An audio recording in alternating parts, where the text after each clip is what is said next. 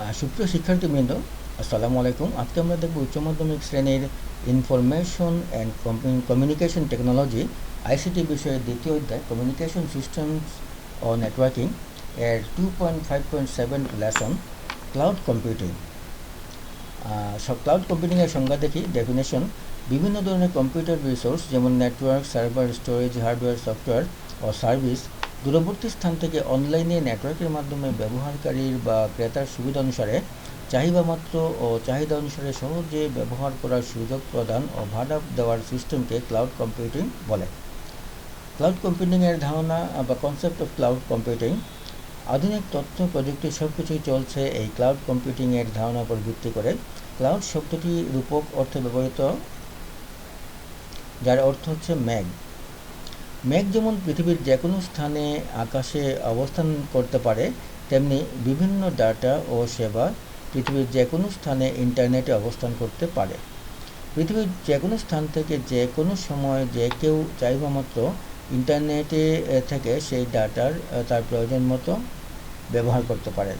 অর্থাৎ ইন্টারনেট ব্যবহার করে যে কেউ পৃথিবীর যে কোনো স্থান থেকে ক্লাউড কম্পিউটিংয়ের সুবিশাল তথ্য ভাণ্ডার স্বল্প ও দীর্ঘমেয়াদী ব্যবহার এবং সংরক্ষণ করতে সক্ষম।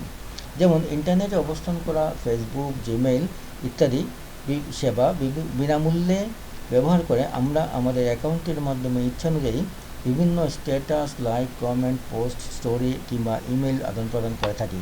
কেননা এই সেবা পৃথিবীর বিভিন্ন দেশে অনেক কোম্পানি বিনামূল্যে বিপুল সংখ্যক সার্ভারের মাধ্যমে অসংখ্য ক্লায়েন্টকে একই সময়ে প্রদান করে যাচ্ছে। আবার অনেক কোম্পানি অর্থের বিনিময়ে ইন্টারনেটের মাধ্যমে বিভিন্ন সেবা প্রদান করে থাকেন। বিনামূল্যে ও অর্থের বিনিময়ে উভয় ধরনের সার্ভিস এই ক্লাউড কম্পিউটিংয়ের অন্তর্ভুক্ত। উপসংহারে বলা যায়, ইন্টারনেটের মধ্যে ব্যবহারকারী বা ক্রেতাকে দূরবর্তী স্থান থেকে অনলাইনে এক অবকাঠামোগত সেবা infrastructure as a service IaaS, 2 platform ভিত্তিক সেবা platform as a service PaaS, 3 software ভিত্তিক সেবা software as a service SaaS ও 4 হচ্ছে নেটওয়ার্ক ভিত্তিক সেবা network as a service NAS ইত্যাদি। 1 নম্বর যত চাহিদা তত সার্ভিস, 2 নম্বর যখন চাহিদা তখন সার্ভিস, 3 নম্বর যখন ব্যবহার তখন মূল্য পরিশোধ, 4 নম্বর উদ্যোক্তা সৃষ্টির সুযোগ প্রদান ও ভাড়া দেওয়ার ব্যবস্থাকে ক্লাউড কম্পিউটিং বলে।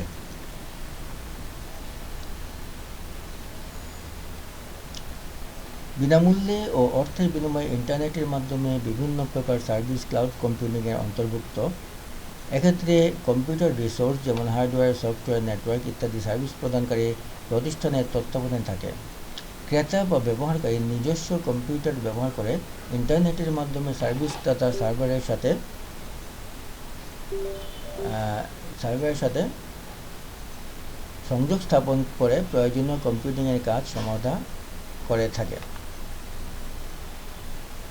ক্লাউড কম্পিউটিংকে সমন্বিত টেকনোলজি হিসেবে গণ্য করা হয়, যার দ্বারা ব্যবহারকারী এবং সার্ভিস প্রদানকারী উভয়ই ব্যবসায়িকভাবে লাভবান হয়ে থাকেন।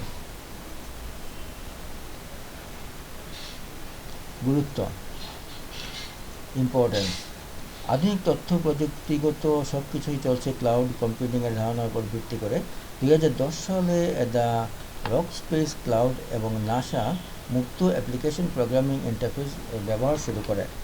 এভাবেই ক্লাউড কম্পিউটিং জনসাধারণের হাতের মুঠোয় আসতে শুরু করে।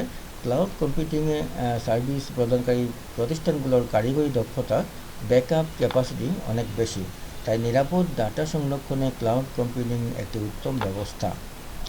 ক্লাউড কম্পিউটিংয়ের প্রকারভেদ, টাইপস অফ ক্লাউড কম্পিউটিং।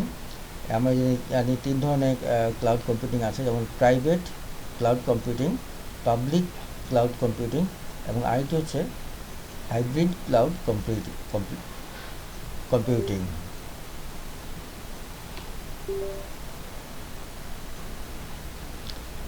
এখানে 1 নম্বর হচ্ছে প্রাইভেট ক্লাউড কম্পিউটিং। একক প্রতিষ্ঠান তাদের নিজস্ব মালিকানা বা ব্যবস্থাপনায় কিংবা থার্ড পার্টির ব্যবস্থাপনায় পরিচালিত ক্লাউড কম্পিউটিং অভ্যন্তরীণ বা বাহ্যিকভাবে প্রসারিত হতে পারে। এ ধরনের ক্লাউডকে প্রাইভেট ক্লাউড বলে। এসব পরিচালনা অত্যন্ত ব্যয়বহুল, তবে ব্যাংকের মতো অনেক বড় প্রতিষ্ঠানের অনেক শাখায় ডেটা সেন্টার না বসিয়ে একটিমাত্র ক্লাউড ডেটা সেন্টার স্থাপন করলে প্রতিষ্ঠানটির জন্য সাশ্রয়ী হয়। পাবলিক ক্লাউড কম্পিউটিং জনসাধারণের জন্য উন্মুক্ত ক্লাউডকে পাবলিক ক্লাউড কম্পিউটিং বলে। ইন্টারনেটের মাধ্যমে সংযুক্ত সকলের জন্য বিনামূল্যে বা স্বল্প ব্যয়ে ব্যবহারের জন্য উন্মুক্ত অ্যাপ্লিকেশন স্টোরেজ এবং অন্যান্য রিসোর্স ইত্যাদি সার্ভিসযুক্ত ক্লাউডই হচ্ছে public cloud. Amazon elastic computing cloud EC2 এর মাধ্যমে, মাইক্রোসফট আজুর এর মাধ্যমে, গুগল অ্যাপ